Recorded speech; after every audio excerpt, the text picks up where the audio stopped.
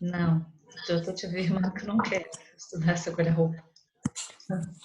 Figuras de construção. Deixa eu fazer a chamada. Arthur Isaac, Presente. Arthur Xavier, Presente. Bruna, Presente. Bruno, Presente. Cecília, Presente. Emanuele, Presente. Gabriel, Presente. Gabriela, Presente. Isabela, Presente. João Otávio. João não voltou das férias, não? Ou ele estava ontem? Júlia Menezes, Presente. Júlia Moraes. Uai, a Júlia Moraes não tá aí. Presente. Ah, está. Júlia Nunes, Presente. Lises, Luca. Presente. Ah, o Luca tá aí. Lucas, Presente. Luiz Gustavo, Presente. Maria Eduarda, Presente. Maria Fernanda, Otávio, Juliana. Opa, Você me pulou, Maria Luz. Sofia, pulei. Presente. Juliana, Vitória Presente. e Camila. Presente. Tá. Por enquanto, então, Alices e Otávio, né? Ok. Vamos lá, então. Figuras de construção no mesmo raciocínio das figuras de linguagem. Pleonasmo. Essa aqui muita gente fala, muita gente ouve. Copiando para mim, por favor.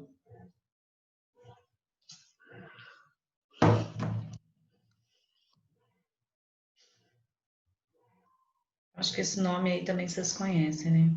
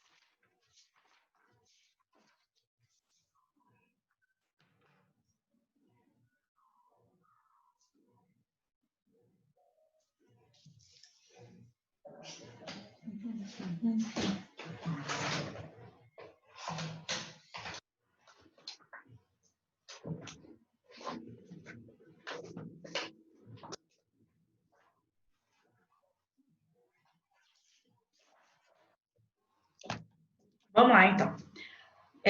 Pleonasmo caracteriza-se pela redundância. O que que é isso? É a repetição de algo que já foi dito com o mesmo significado. É o famoso subir para cima, descer para baixo. Tá? Então, pleonasmo também pode ser chamado de redundância. Ah, você foi redundante. Existe essa figura de linguagem? Existe. Você pode também continuar falando redundância. Tá? É a repetição com o mesmo significado. Então, fala assim, um exemplo de pleonasmo. O político falou uma mentira. Ou seja, todo político mente. Eu estou chamando o político já de mentiroso logo de cara. É a repetição de político, repetição de mentira. Se ele é político, provavelmente ele já falou uma mentira. Então, esse é o pleonasmo, essa é a redundância da tirinha. Tranquilo? Pleonasmos viciosos, o que muitas vezes nós dissemos e já tornou-se tranquilo para nós e a gente não percebe que é repetição, né? Eu vou sair lá de fora e vou ver se fulano já chegou. Isso é do dia a dia. Hemorragia de sangue, entrar para dentro, né? Super tranquilo, subir para cima, encarar de frente, adiar para depois. Maria Lúcia, adia a prova para depois. Nossa, esse a gente escuta bastante, tá?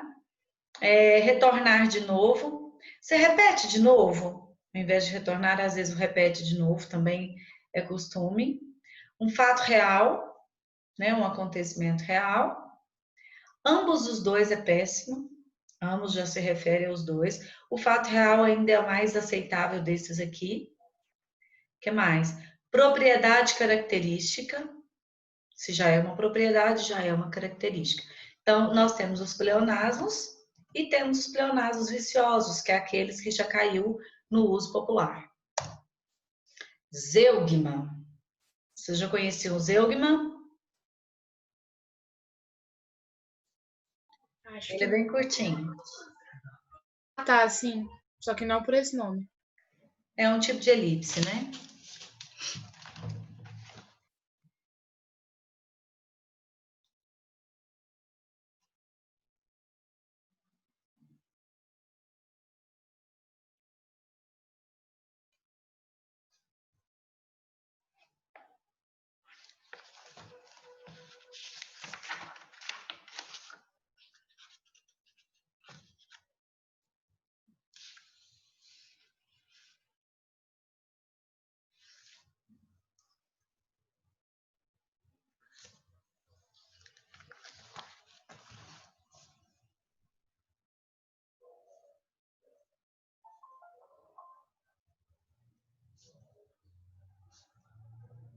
Vamos lá, então. O que é o zeugma? O que é o zeugma? Consiste na elipse. Elipse é a falta, é a ausência. Eu tiro um termo que já apareceu antes. Então, ele prefere cinema. Eu prefiro teatro. Tá? Então, eu tirei o verbo preferir a fim de evitar a repetição na frase, para que ele não apareça novamente. Então, ele prefere cinema, eu prefiro teatro. Lembrando que tem que prestar atenção numa questãozinha aqui, olha para cá só um pouquinho. Ele prefere cinema. Sujeito ele, verbo prefere. Não, qual que é a regra? Não se separa entre vírgulas o sujeito do predicado. Só que aqui, eu, teatro, por que eu separei? Nesse caso de elipse, nesse caso de um tipo de elipse, né, do zeugma, eu devo usar a vírgula. É uma das regrinhas do uso da vírgula, quando o termo está sob elipse. Então, se eu tenho a ausência desse termo dentro da frase, eu posso isolar o sujeito do predicado com vírgula, somente se estiver usando elipse ou zeugma, que zeugma é um caso de elipse, tá? Então, ele, vírgula, prefere cinema, não existe. É impossível. Agora, eu, vírgula, teatro, devido à omissão de um termo e devido à omissão do verbo preferir. Por isso é que deve usar a vírgula. Vamos à tirinha, à charge. Filho, no Natal comemoramos o aniversário de quem? Da minha bike e do meu videogame. Então, comemoramos o aniversário, eu omiti esse trecho. Comemoramos o aniversário. Ele já foi direto na resposta, da minha bike e do meu videogame. Então, a omissão da expressão comemoramos o aniversário é o zeugma, porque ele já foi dito anteriormente. Ok? Se não tivesse sido dito anteriormente, é elipse. Disse algo que já foi dito anteriormente é zeugma. Algo que não foi dito, mas que fica subentendido, que a gente consegue entender, é elipse. Ok? Entenderam a diferença entre os dois? Elipse é porque não tem um termo dito anteriormente. Por exemplo, eu falo assim, conversamos muito. Quem conversamos muito? Nós. Então, eu não tenho nós, mas a frase fica entendida. Então, elipse. Agora, zeugma tem que ter na frase anterior o termo que está omitido. Assíndeto. Lembram do assíndeto? Ou não também? É muito nome, né?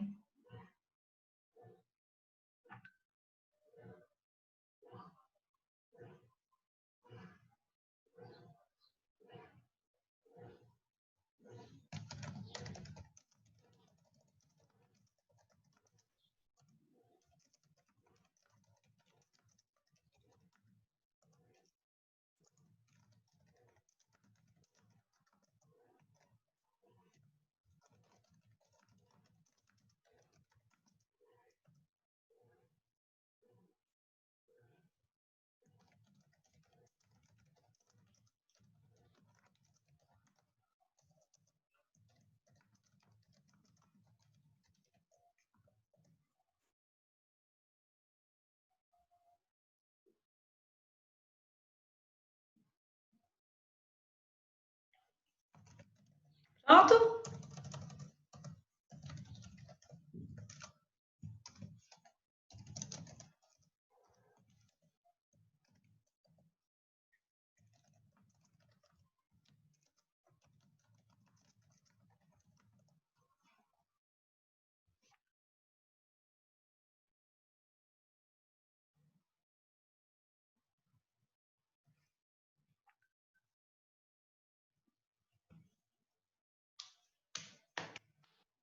A síndeto é bem fácil.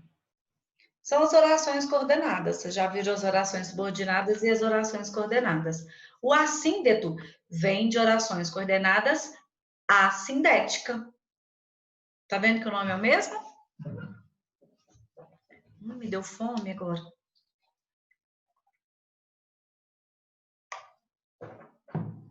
Vamos lá.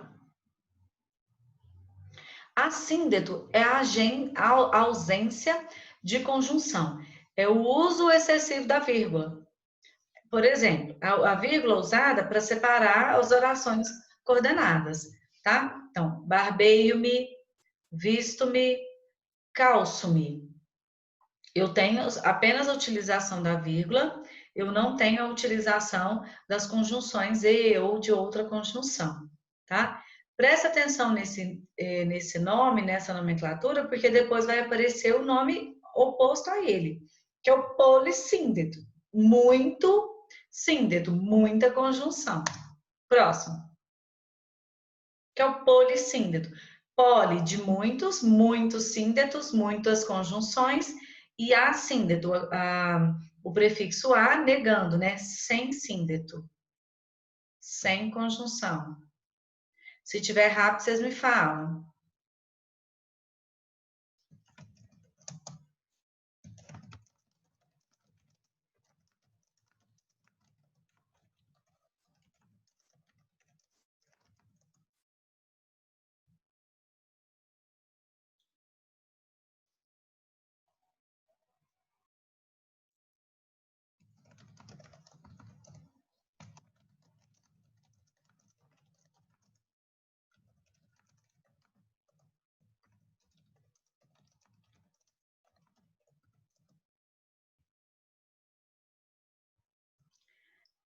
Segundo. Pronto?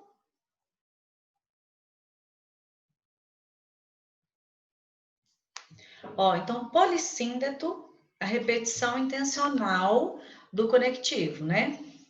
Trejeita, e conta, e ri nervosamente.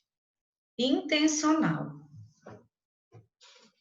Tem que tomar cuidado com uma coisa, um detalhezinho aqui. Polissíndeto é a repetição intencional apenas da conjunção ou do conectivo. Então, aqui eu tenho se for eleito, se for deputado, se for assessor. A conjunção é o se, conjunção condicional. Se fizer isso, se fizer aquilo, se fizer aquilo outro. Agora, se não for conjunção, se for repetição de palavras, já tem outro nome. Deixa eu ver se é o próximo. Ah, não tem, é o anacoluto. Já tem outro nome. Então, tem que ser repetição de conjunções, de conectivo. Destaca essa palavra aí, tá? Para ser polissíndeto, é só repetição de conjunções. Mas, e, se, tá? É a repetição dessas conjunções. Ok? Para encerrarmos, já está acabando, que beleza. Figuras de som.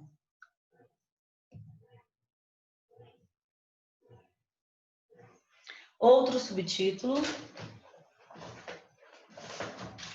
Figuras de som.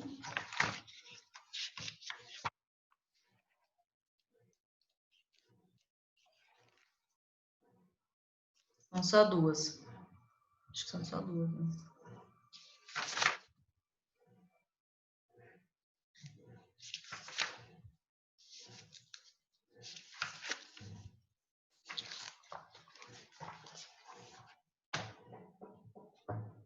Vamos lá.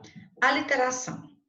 Muito utilizada agora, nós vamos começar com os períodos literários, eu já vou explicar até o que é hoje, um período literário, e aí a gente já começa com a literação.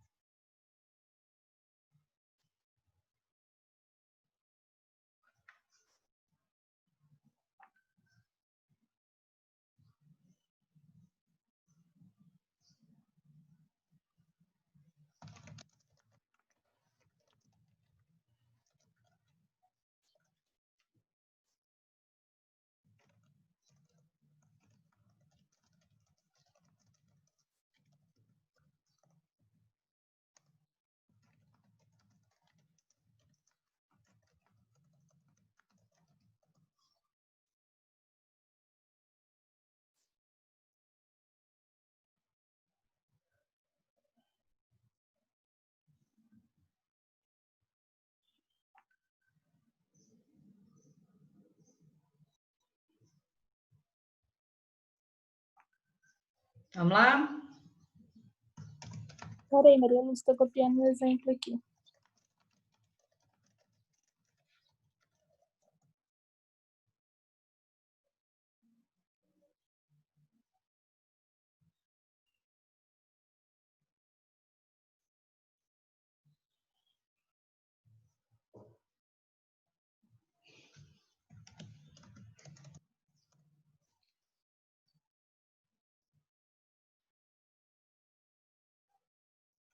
Pronto. Pronto? O que é a literação? É repetição de sons consonantais. Então, nós temos, por exemplo, os períodos literários, eu vou explicar o que é um período literário hoje, relacionado a algumas características dessas figuras de linguagem, alguns usos dessas figuras de linguagem. A literação é repetição, ela é uma figura de som. Nós vamos nos prender agora ao som produzido pelas palavras e não à sua significação. Tá? Quando nós falamos de figuras de som, nós vamos esquecer um pouquinho a questão do seu significado, da sua colocação dentro do texto. E vamos relembrar, sim, no som produzido por ela. Então, esperando parada pregada na pedra do porto.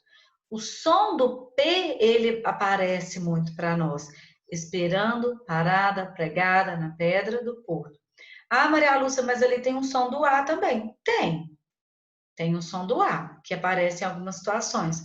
Mas o som do P, prestem atenção que todas as palavras, a sílaba tônica, né? Aliás, nem sempre, porque pregada não é, parada não é, mas a repetição do som do P no começo da palavra gera uma musicalidade, gera um ritmo ao texto. Esperando, parada, pregada na pedra do porto. Bem bigodudo, Bonifácio brincou bastante, batendo bola bem barata. O som produzido pela letra B é só a letrinha mesmo. Então, o som produzido pela letra B, pelos sons consonantais, qualquer consoante, é uma aliteração. Em contrapartida, de qualquer vogal, é uma sonância. Tá? Então, a aliteração são os consonantais. A sonância, sons vocálicos. Copia para mim esse. E o exemplozinho, o menorzinho em azul.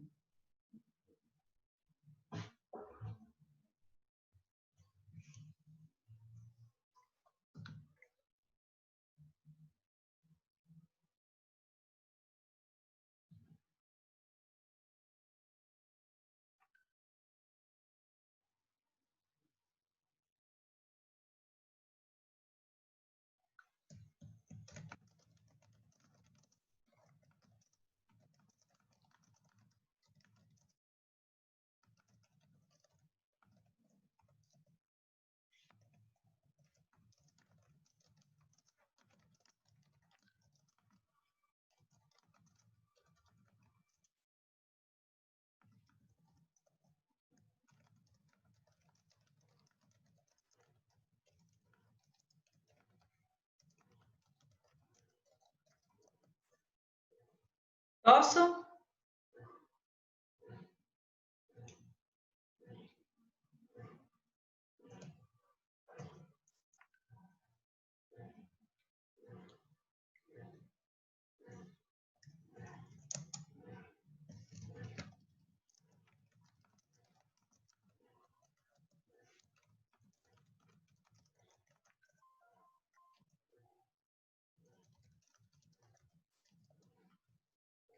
Vamos lá, então. Olha só, assonância é a repetição dos sons vocálicos. Sou mulato, nato no sentido lato, mulato democrático do litoral. Aqui, nesse exemplo de baixo, nessa propaganda, eu tenho exemplo de aliteração e tenho exemplo de assonância. Então, Nutella alegra galera, Marcela, Isabela, mas só a Nutella na tigela para deixar a vida bela. Repetição do assonância. Mas Nutella alegra galera, Isabela, mas só a Nutella na tigela para deixar a vida bela. O som do e do a, ele é mais maçante no nosso ouvido na hora de ler. Por isso que é uma assonância, tá? Sou mulato, nato no sentido lato, mulato democrático no litoral. Ok? Aqui ficou faltando ainda sublinhar um azinho, ó, que ele também tem. Então, sons consonantais, assonância. Ó, aliteração. Sons vocálicos, assonância. Último, que vocês já conhecem, a onomatopeia, que é a disposição das palavras a fim de formar sons parecidos, sons de objetos, né? Sons parecidos que produzem uma reprodução aproximada de sons que nós ouvimos no dia a dia. Onomatopeia, figura de linguagem também.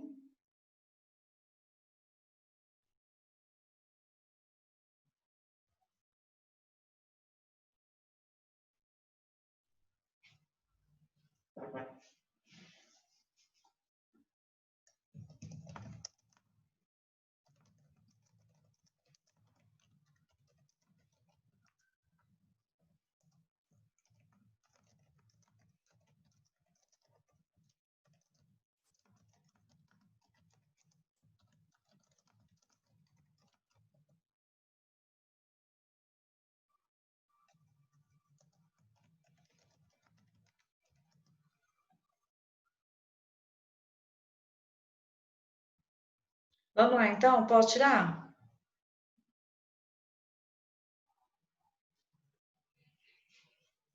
Onomatopeias, né? A reprodução aproximada de um som que já temos no nosso dia a dia. Sons de objetos, sons no geral. E que são utilizados em textos a fim de trazer essa certa verossimilhança, né? Aproximação do real.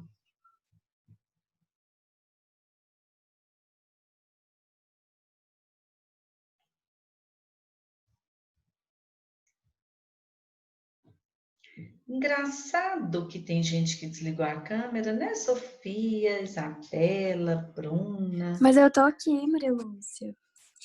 Confio em você. Maria Lúcia, Oi. não tem que copiar esse negócio que tá no quadrinho, não, né? Não, copiei só os dois. Um, dois. Só para você lembrar mesmo.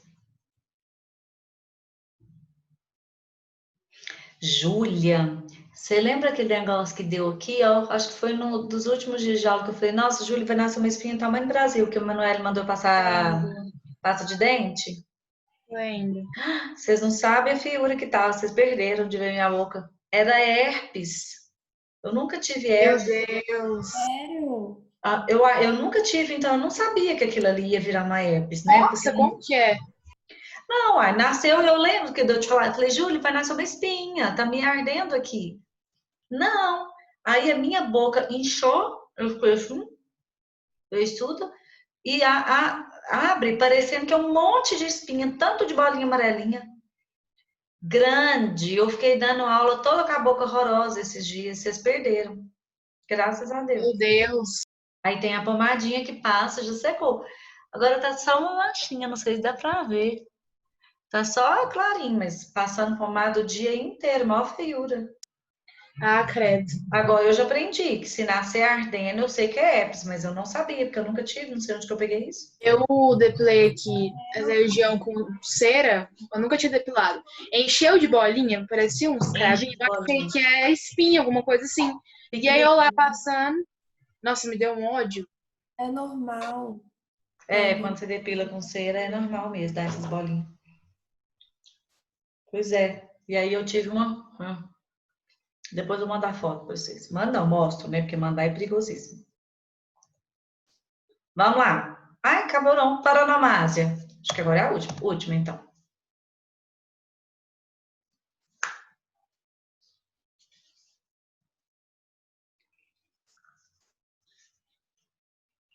Adoro essa frase. Eu só versifico para ver se fico menos só.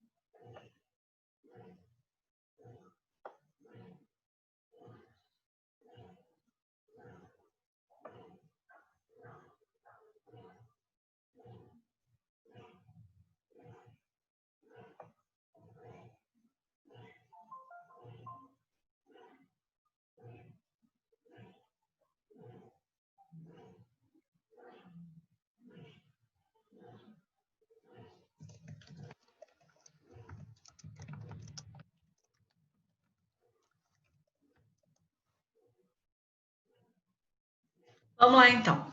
A paranomásia, vocês lembram de palavras homófonas? A paranomásia é aquilo ali. Sons possuem o mesmo som, porém escritas e significados diferentes. Então, é o cinto com C, o cinto com S, tá? Por exemplo, o som produzido é o mesmo. Ou não precisa ser idêntico, pode ser uma aproximação sonora. Eu que penso, passo e peço. Nesse caso aqui, existe paranomásia entre penso e peço. Apenas. E qual que é o nome da figura de linguagem repetição do P aqui? Do som do P? Consonantal, Como que chama? aliteração. Aliteração. Então, eu que passo, penso e peço, eu tenho duas figuras de linguagem.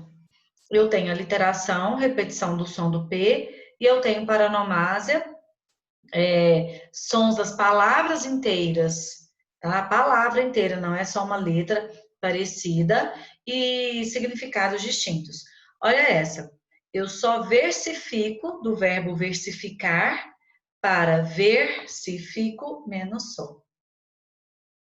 Tá? Então, eu tenho um som idêntico ou parecido e escrita diferente, concluindo significados diferentes. Isso é paranomásia, tá? Agora, na prova, como que vai acontecer na avaliação?